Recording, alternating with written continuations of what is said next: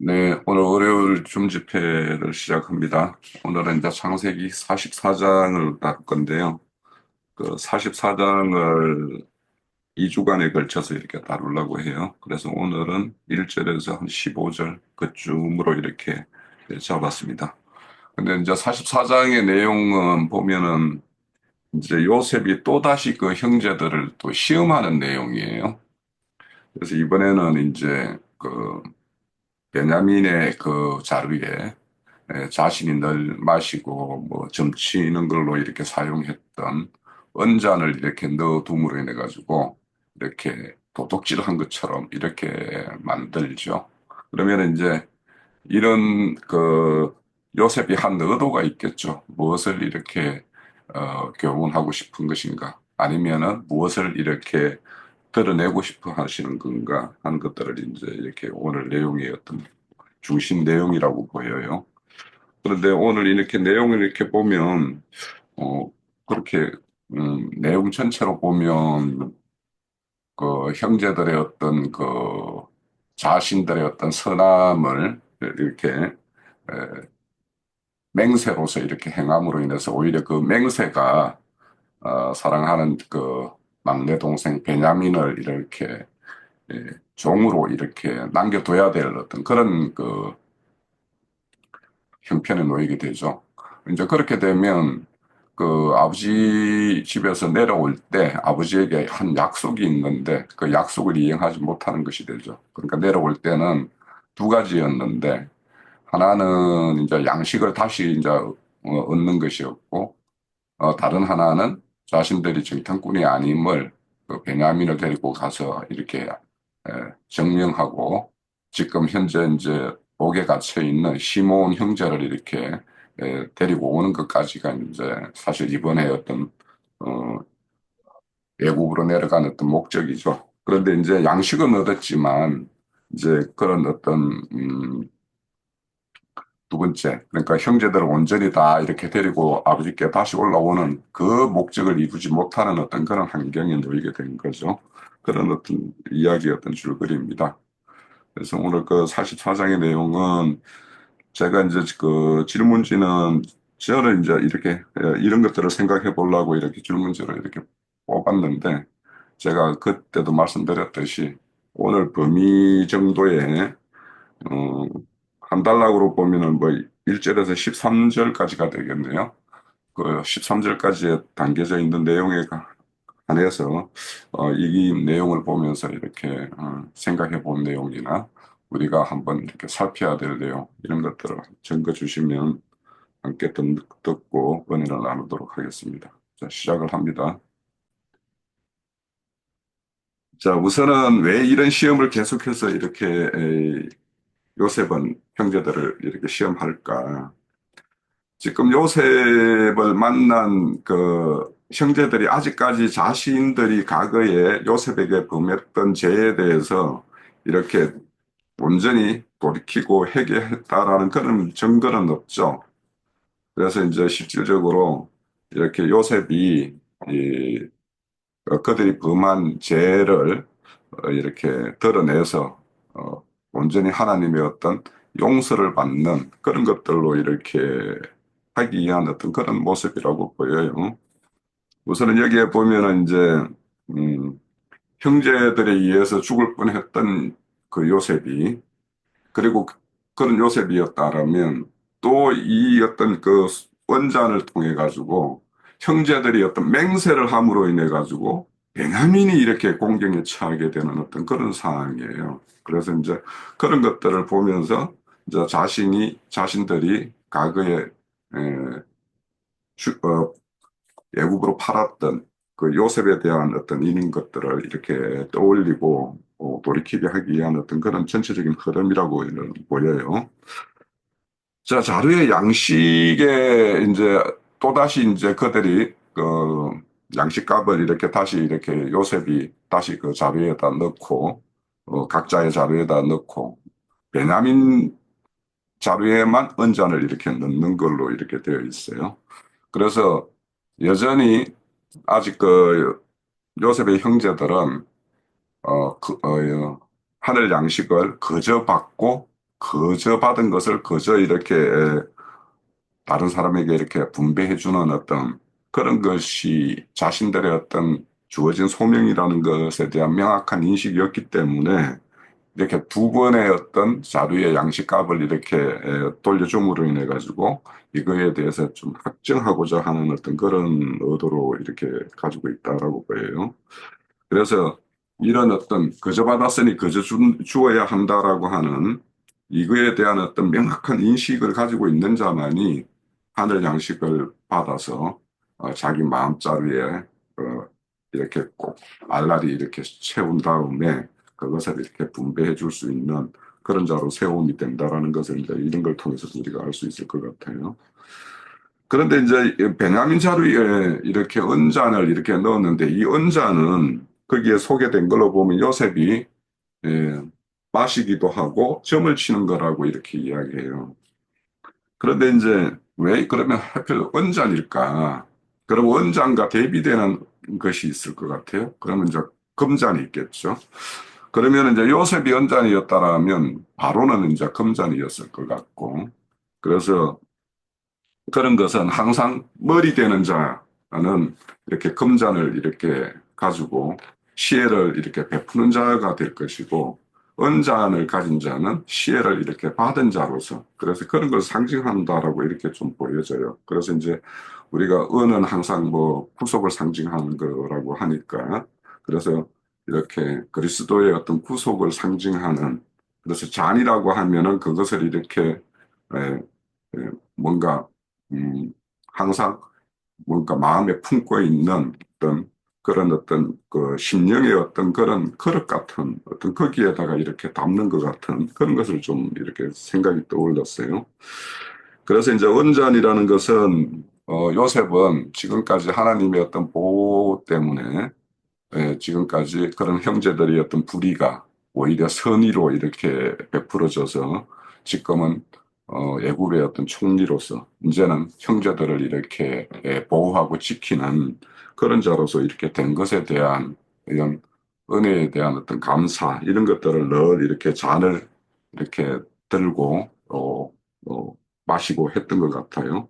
그런데 여기에서 이제 점을 쳤다라는 그 단어를 히브리어를 찾아보면 이거는 기본 개념은 뭐냐 하면 뭔가를 경험하여 이렇게 배우다 이런 뜻에서 이렇게 의미가 출발된 거예요. 그래서 거기에는 열심히 유심히 관찰하다라는 뜻도 있고 그래서 전보다 징조를 알다 이런 뜻도 있는 거예요. 그러니까 기본적으로는 뭔가를 골똘히 이렇게 상념에 이렇게 깊게 새겨지는 어떤 그런 것들을 상징하는 것 같아요.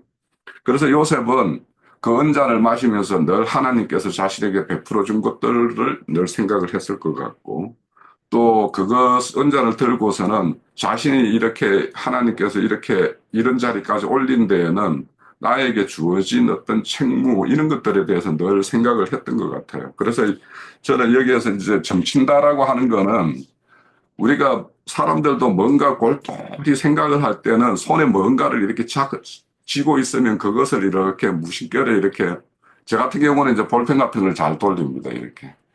그러니까 저 요셉 같은 경우는 그 언잔을 늘 손에 들고서 깊은 상념에 이렇게 빠지거나 이렇게 했었던 것을 이렇게 점친다라고 이렇게 표현을 했던 것 같아요. 그래서 이제 그 요셉이 잔을 들고서 무엇을 생각했을까 하는 것은 이제 두 가지 앞서서 하나님께서 베풀어 준 은혜에 대한 것 그리고 자신이 앞으로 이런 은혜를 어떻게 다시 분배해 주는 어떤 그런 역할을 할까 하는 것들로 늘 골몰을 했던 것이 아닌가라는 생각을 합니다. 그리고 요셉이 이제 그 지시로 이제 그렇게 잔을 넣고는 오히려 이제 자기 청지기들을 추적해가지고 따라가서 너희들은 어떻게 선을 악으로 갚느냐 이렇게 이제 말을 하죠. 그러면 왜 이렇게 분명히 이제 행위 겉으로 드러나는 것은 그 베냐민이 이렇게 그 잔을 이렇게 훔친 것처럼 그런 걸로 이렇게 드러났죠. 그런데 이제 사실은 그 잔은 요셉이 일부러 그 베냐민 자루에 넣게 해서 그렇게 된 거 아닙니까? 그래서 이제 이런 걸 보면 하나님이 믿는 자들을 이렇게 시험하는 것이 어떤 모양인가 하는 것들도 이 모습에서 볼 수 있을 것 같아요. 그러니까 그것은 이제, 그 형들의 어떤 과거에 자신들의 어떤 그 잘못된 것을 여전히 그 드러내서 이렇게 돌이키지 않고 지금 꼭꼭 숨겨놓고 있는 상황 아닙니까? 그런 것들을 이렇게 언자를 이렇게 숨긴 걸로 이렇게 했는데 왜 베냐민에게 이렇게 자리에 넣게 했을까 하는 것은 결국에는 형제들은 자신들이 그런 짓을 직접 하지 않았기 때문에 자신들의 어떤 그 떳떳함, 당당함, 그걸 앞세워서, 어, 맹세를 할 거라는 것이 첫사람의 어떤 성정이기 때문에 그렇게 할 것이다라는 것을 미리 알았겠죠. 그렇게 함으로 인해서 그 형제들이 그 맹세함으로 인해 가지고 결국에는 에만 베냐민이 그렇게 공경에 처하게 되는 거죠. 그러면 이제 이런 것들은 요셉에게 이렇게 형제들이 행했던 것과 똑같아요. 하나님이 꿈을 꾸게 해줘가지고 그 꿈 이야기를 했을 뿐인데 그것이 빌미가 돼가지고 어, 형제들이 그 요셉을 미워했고 그 요셉을 결국에는 이제 이렇게 죽이고자 하다가 최종적으로는 이렇게 파는 걸로 이렇게 했잖아요. 그러니까 이런 것들이 똑같은 스토리예요. 그러니까 결국에는. 그래서 이제 이런 것들을 보면 하나님의 어떤 시험이라는 것은 우리가 그 애매한, 그러니까 이런 일로 이렇게 포함당하거나 할 때, 그때 어떤 처신이 맞는 건가 하는 것들을 어, 생각해 보면 보통 사람이면은 자기가 당당하면은 떳떳하게 이제 자기의 떳떳함을 이렇게 드러내기가 쉽지. 그 어떤 상황에서 그냥 침묵하고 조용히 이렇게 자기 입을 닫고 있기는 쉽지는 않죠. 어, 저, 최근에 이제 좀 그 자꾸 드라마 이야기를 하는데 또 이제 최근에 어제 전혀 다른 드라마를 보다가 그 의사예요. 의사가 이제 자신을 시기하는 사람들이 그 막, 생명을 다루는 거에 대해서 이렇게 하는 데에서 막 자신들의 어떤 기술적으로 의술이나 이런 것만 막 앞세우는 어떤 그런 사람들에 대해서 그 어제 제가 그 카톡에 올렸던 것이 이제 거기에서 나오는 그 대사예요. 그러니까 네가 생명을 이야기하는데 생명에 대해서 네가 그만큼 네가 책임감을 어떤 책임감을 가지고 네가 생명하고 뭐 이렇게 하느냐. 단지 너희들은 좋은 어술로만으로 사람을 대하는 거 아니냐. 사람의 그 고유한 어떤 생명의 어떤 존중이라든 그런 정신에서 너희들이 출발하는 건 아니지 않느냐. 이런 말을 하는 것을 듣고는 야, 내가 진짜 뭐 우리가 교회에서 영에 대한 영혼에 대한 어떤 생명을 이야기하면서 우리가 그만큼 생명에 대한 어떤 그런 가치 매김을 잘 이렇게 하면서 우리가 떠벌떠벌 하고 있는 건가 이런 걸 생각을 해보면 저는 좀 그렇지 못한 것 같다라는 생각이 들어서 우리 형제님들도 자매님들도 이 생명에 대해서 이야기를 많이 할 수 있는데 한다라면 그에 대한 생명을 다룬다라는 뭔가에 대한 그만큼의 어떤 책임감을 가지면서 뭔가 이걸 이야기하는 것이 맞지 않는가 이런 생각을 했어요.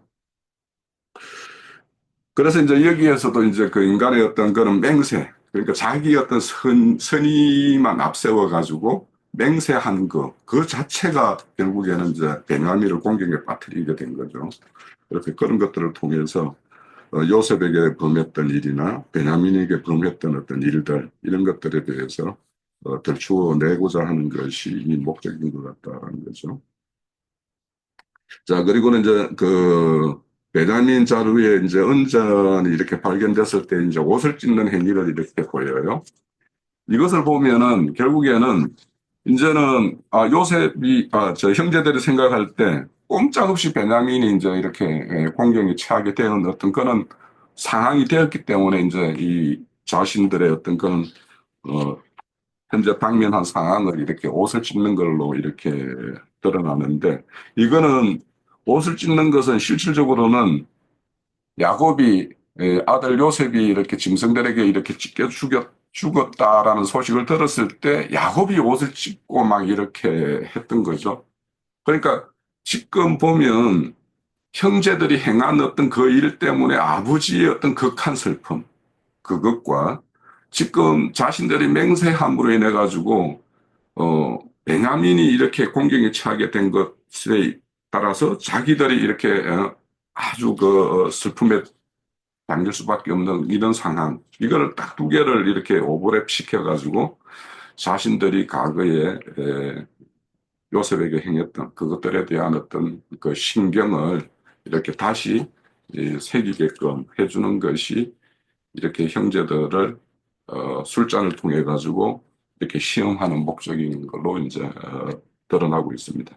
그래서 우리가 이제 이런 것들을 보면 내 스스로 어떤 그 뭔가 그러니까 어떤 이슈가 있을 때 그 이슈에 직접적으로 내가 개입하는 것이 없기 한 사항이 없기 때문에 내 스스로 이렇게 당당하다라고 이렇게 말할 수 있지만 그런데 이제 우리가 이렇게 그렇지 않은 그러니까 나도 몰래 나도 모르게 이렇게 범가를 범하는 거 이런 것들이 얼마든지 있을 수 있거든요. 내가 이렇게 캐치 못하는 가운데에서 그러면 그런 것들에 대해서도 우리가 늘 이렇게 맹세하는 자의 어떤 자리에 서기가 쉬운데 그런 걸로 인해 가지고 자신의 어떤 의로움을 이렇게 드러내는 것 이런 것이 이런 뜻하지 않는 어, 그런 어, 베냐민의 어떤 생명의 이업을 느끼게끔 한 것과 같이 이제 이런 불의를 저지를 수 있다라는 것들이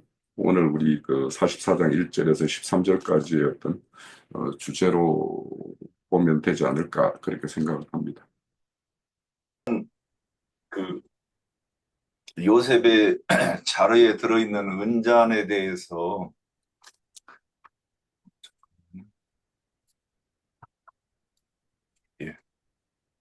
예, 요셉의 자루에 든 은잔이 왜 요셉 아, 베냐민의 자루에 왜 들어가 있는가? 그러면 이제 표상으로 보면 맥락상으로 봐도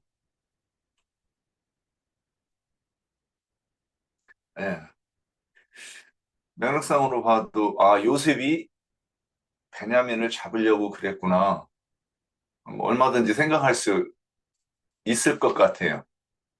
그래서 그거를 읽으면서 한 번도 의문을 가졌던 적이 없었던 것 같아요.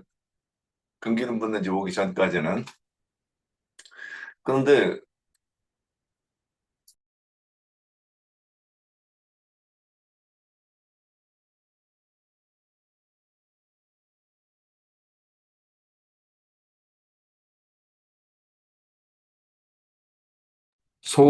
소리가 소구됐어요. 소거됐네.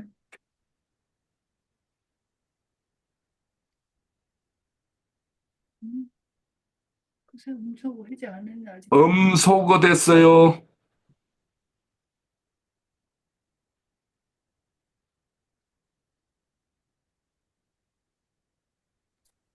잠깐만요.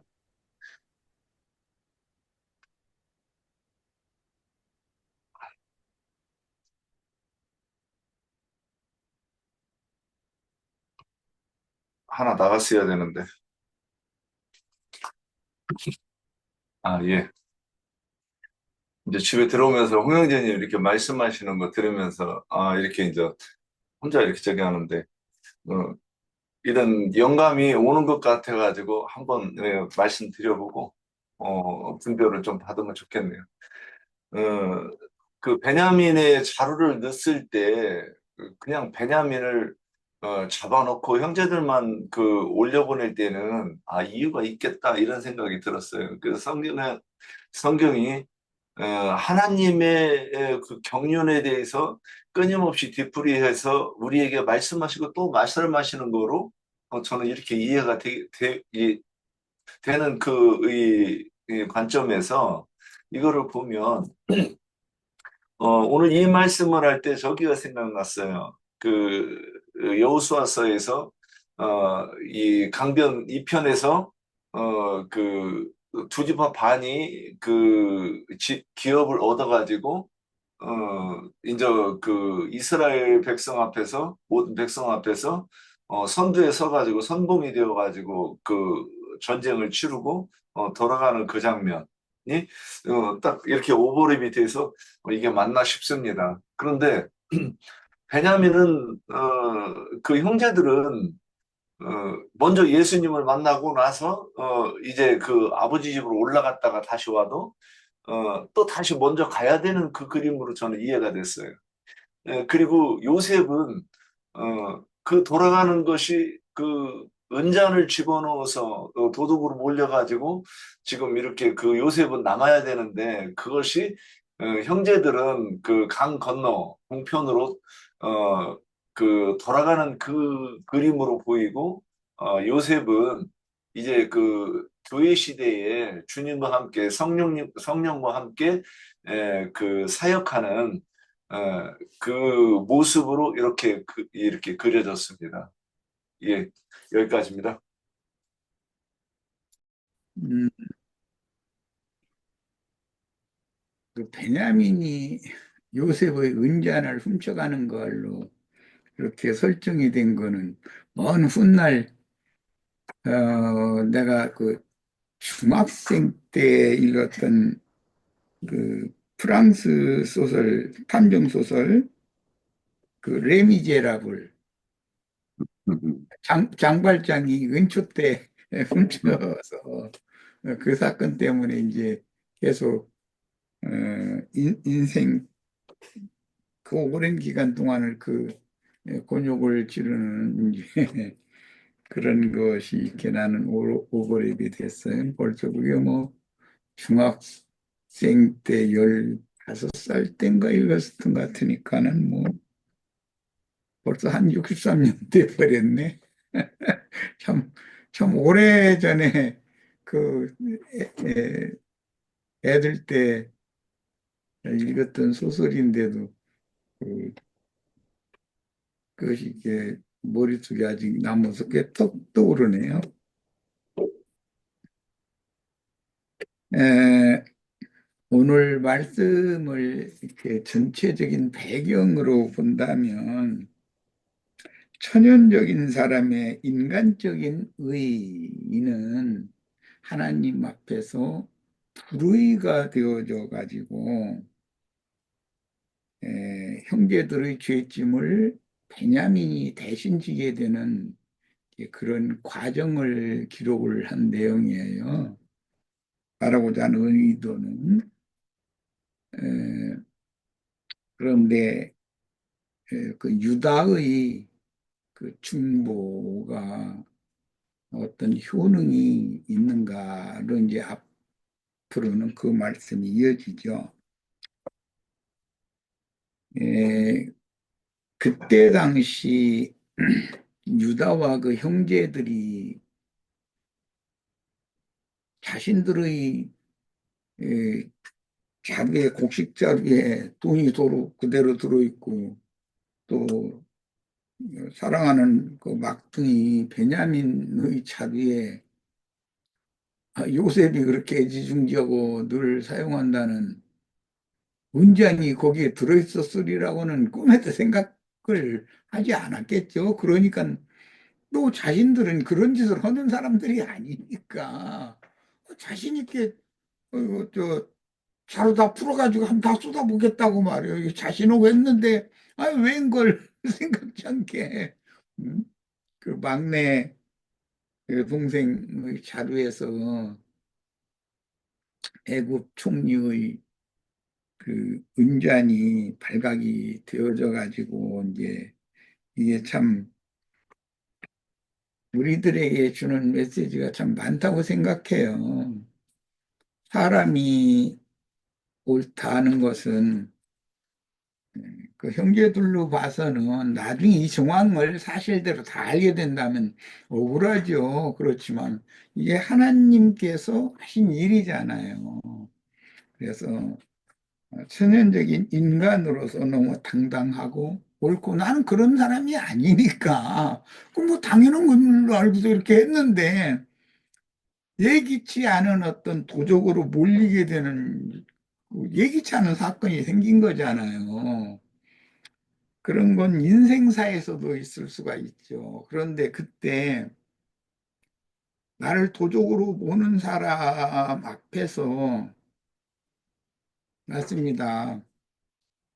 하나님이 나를 이렇게 도적으로 만들어 놨기 때문에 나는 아니지만 내가 여기서 아니라고 떠들어봤자 나 소용없는 일이고 사실이 이렇게 입증이 되고 증명이 됐는데 그 말이 없습니다.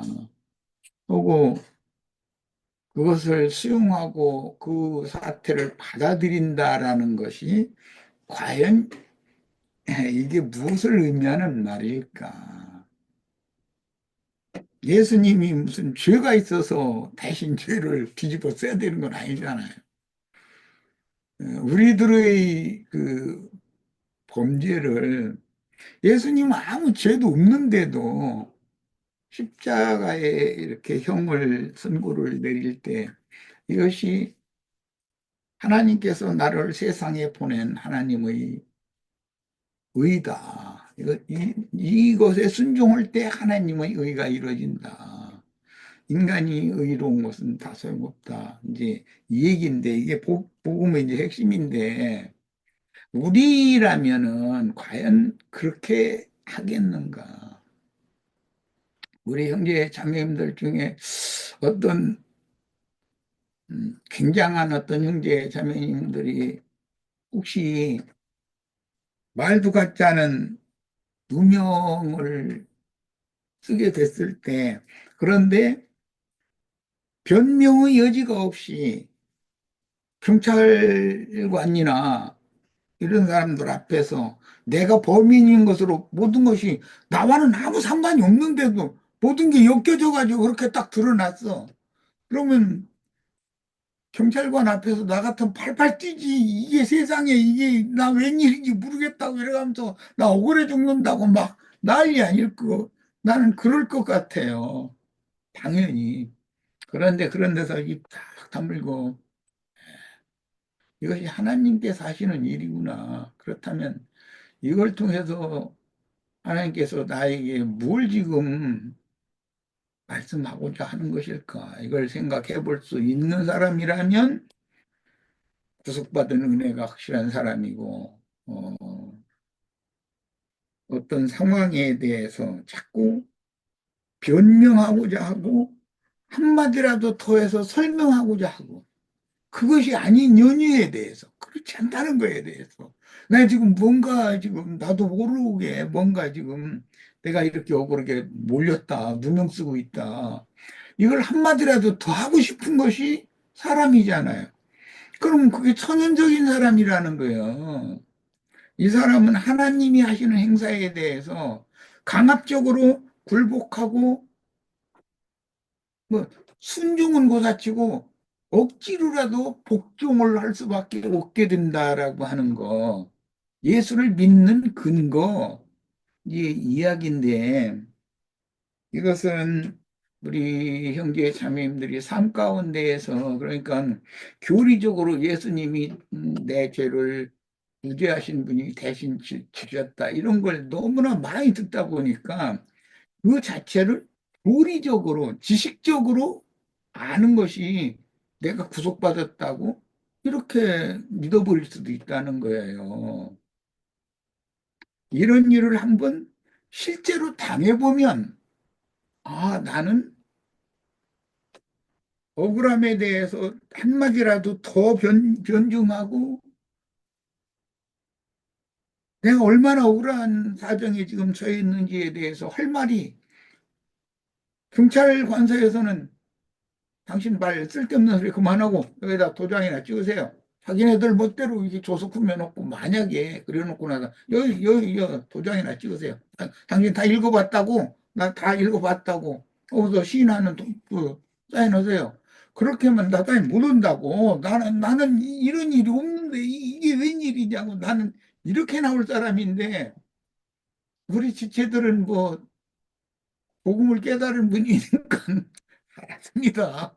하나님이 이렇게 하시는 일이라면 내 믿음으로 받아들여야지 내가 어떻게 하겠습니까?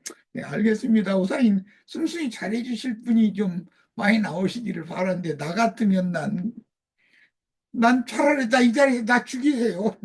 그러고 아니라고 당신 내일 법정에 넘겨가지고 저 고소장 오해서 판사한테 가서 억울한 말이 있으면 나한테 해야 소용없고 나는 조속 꾸미는 사람이지 된 재판장이 아니니까 법정에 가서 억울한 사정 얘기하세요.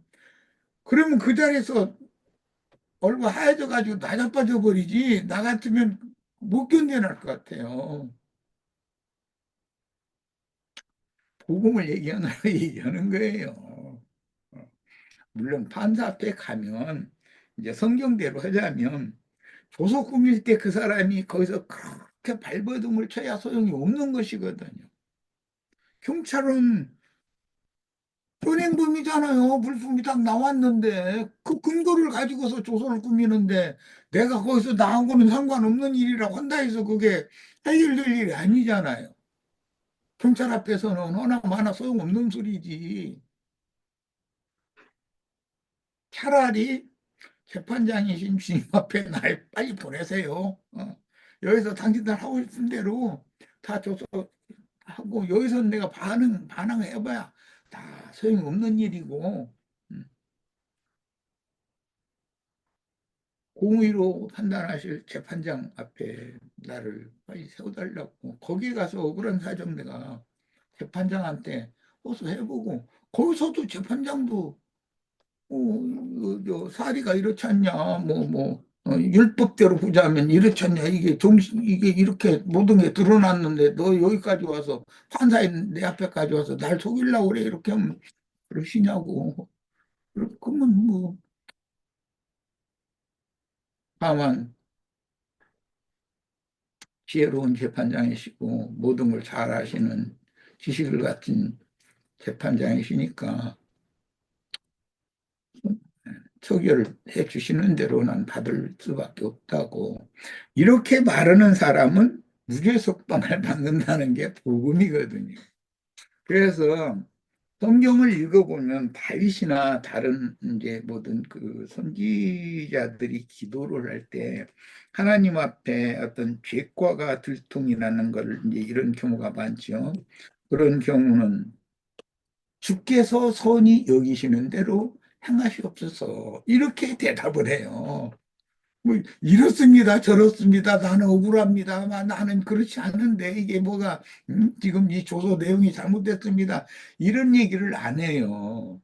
그런 걸 읽을 때 우리는 오늘 말씀을 상기하면서 왜 선지자들이나 다윗이나 특히 다윗이죠. 주님께서 선히 여기시는 대로 행하시옵소서. 하나님이 이런 것들 다 밝히셨으니 내가 내 입에서 발설을 하면 발설을 할수록 나만 더 좀 추한 사람 되는 것이니까 하나님 주님 앞에서 모든 일을 다 하시는 주님께서 이것을 발각시켰고 이렇게 일이 이렇게 꼬이도록 이렇게 만들어 놓으셨으면 주님께서 선히 여기시는 대로 하시라고 단순히 받겠다고 이렇게 하는 사람이 성경에 나오는 선지자들이고 다윗 왕이잖아요. 오늘 이런 말씀을 통해서 우리들이 이런 걸 좀 많이 좀 배웠으면 좋겠어요. 사람마다 사람의 타고난 의나 선이 없는 사람이 어디 있겠어요. 나의 의가 무자비하게 부인당하고 나의 선이 불선으로 악으로 오히려 누명이 씌워지는 그런 인생사에서 보면 그런 경우도 있거든요. 거기에서 그 사람 앞에 나는 아니라고 팔팔팔 이고 막 이게 그 사람이 주님 앞에 은혜를 입은 체험이 있는 사람인지를 보여주는 거예요. 뭐 우리 형제 자매님들이라고 이런 걸 경험을 안 해봤을 리는 없지만 나의 잘못이 어떤 사유로 인해서 드러났을 때 말수를 많이 할수록 나는 거기에 더 강하게 올가매지고 절대로 빠져나올 수 없다. 인정하고, 아, 뭔가가 지금 잘못됐고, 이런 일은 있을 수 없는 일인데, 이 하늘이 나에게 이런 공경을 하도록 배려하셨구나. 그러면 최종 재판장이신 하나님은 다 알고 계실 거니까. 요셉은 자신이 지시해서 한 일인데 요셉 앞에 딱 쓰면 최종적으로는 문제가 해결이 되는 것이거든요. 그런데 이런 것이 믿음으로 받아들여진다는 게 참 우리의 신앙이 수준이 어느 수준이고 복음을 우리가 어디까지 깨닫고 있는지를 달아보는 그런 오늘 좋을 때에 우리가 서졌다 이런 생각을 해봅니다. 네, 맞습니다. 네. 네. 근데 이제 우리가 매주에 다룰 내용은 보면은 이제 베냐민 자루에 이제 이 언잔이 들어감으로 인해 가지고 이제 베냐민을 대신해서 이제 유다가 자신이 이제 종이 되겠다라고 이야기하고 만약에 이 막내 동생이 아버지 집으로 올라가지 않으면 아버지가 그 극한의 어떤 슬픔에 이렇게 빠질 것이다라고 하는 그러니까 처음 자신들이 요셉을 이렇게 해했을 때는 아버지의 슬픔에 대해서 생각지도 못했던 그 형제들이었는데 이제는 그 남은 하나 베냐민을 이렇게 해를 당하게 되면 그 아버지의 어떤 그 슬픔 이런 것들을 생각해서 이제 자신들이 이제 유다 같은 경우는 자신이 이제 대신 이렇게 종이 되겠다라고 이렇게 나서는 이런 모습들을 사실은 요셉이 보고 싶었던 것 같아요. 그래서 그런 걸 통해서 온전히 이제 형제들이 가그 지사를 다 이렇게 돌이키고 이제 형제들을 생각하는 마음, 있는 거예요. 아버지를 생각하는 마음, 이런 것들을 이제 확정을 하고는 이제 그들에 대해서 온전히 이제 이렇게 사함을 받게 하는, 죄를 이제 모든 것을 용서해주는 그런 것들로 이렇게 연결되는 내용 같기는 해요. 그래서 내주에 이제 나머지 이제 부분 다룰 때 이런 관점에서 좀 이렇게 관찰하면 또 말씀해 주시는 의도를 우리가 알 수 있지 않을까 싶습니다. 예. 요즘에 우리 전직 그 대통령이었던 그 친구 재판받는 모습을 보면서 내가 배웠다는 친구가 세상에 생각이 남한테 못하고 저렇게 말이 많고 자기한테 무슨 이익이 있을 거라고 저렇게 싶은 게 야 인간이라는 세상 지식이 많고 세상에서 권세 부려온 게 아무 소용없구나. 난 이런 걸 많이 생각해봐요. 우리 형제 자매님들은 사람이 하나님의 형상과 모양으로 재창조된다고 하는 것이 무슨 뜻인지를 이런 말씀을 통해서 많이 배우시기를 바래요. 네. 네.